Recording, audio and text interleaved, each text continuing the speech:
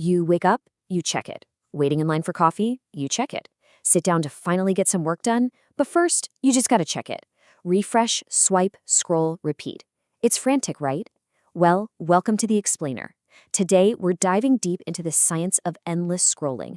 We're gonna look directly at the research to figure out exactly what is going on in your brain every single time you reach for that screen. I mean, seriously, why can't you stop checking your phone even when you really genuinely want to? It is just so wildly frustrating. You tell yourself, okay, I'm putting the phone down, and then what?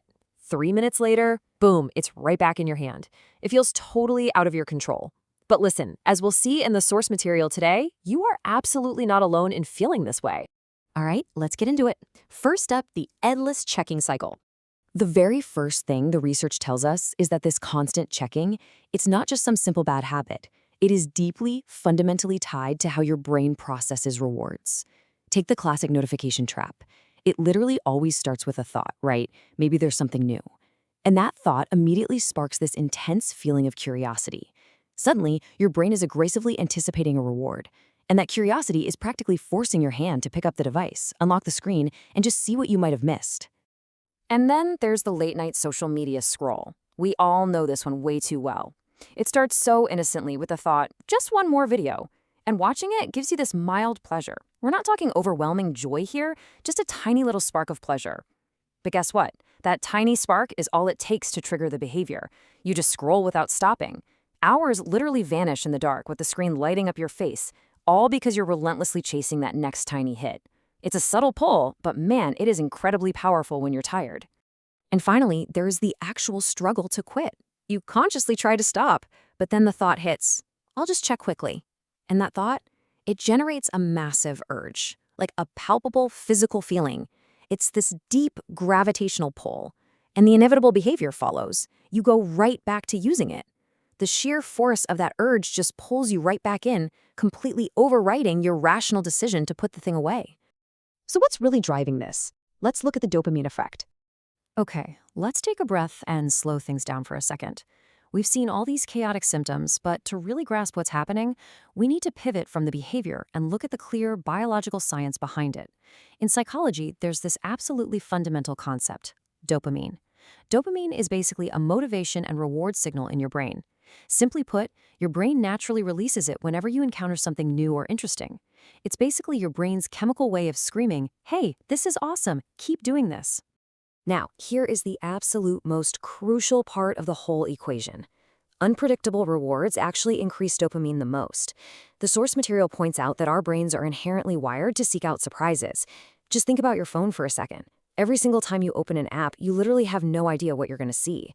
Is it a funny video? A message from a friend? Some bad news? That unpredictability acts exactly like a slot machine.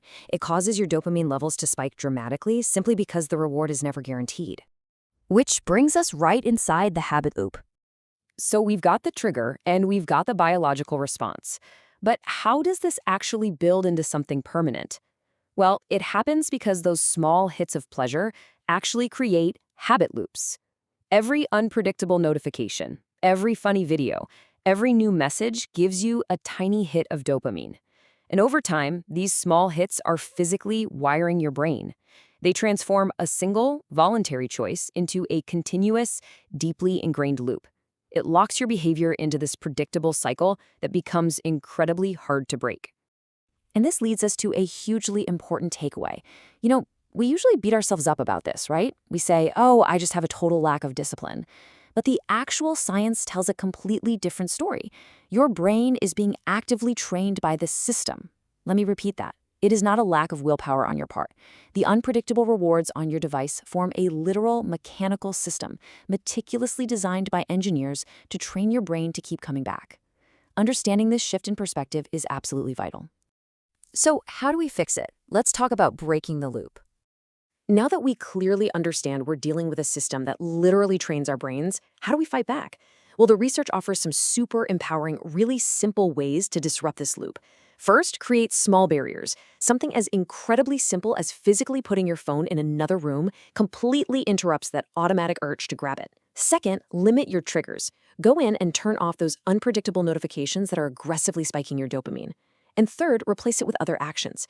When you feel that massive physical urge we talked about earlier, have a different, much healthier behavior ready to go to replace the endless scroll. I want to leave you with this final, incredibly powerful awareness message straight from the source text. The more you feed the loop, the stronger it becomes. Every single time you give in to that urge to just quickly check, you are actively training your brain to need it more. But here's the good news. The opposite is also entirely true. Every time you create a barrier, you weaken that loop. So the next time you feel the urge to desperately reach for your phone, just pause and ask yourself, who is really in control today, you or the system? Thanks so much for hanging out with me for this explainer, and I'll catch you next time.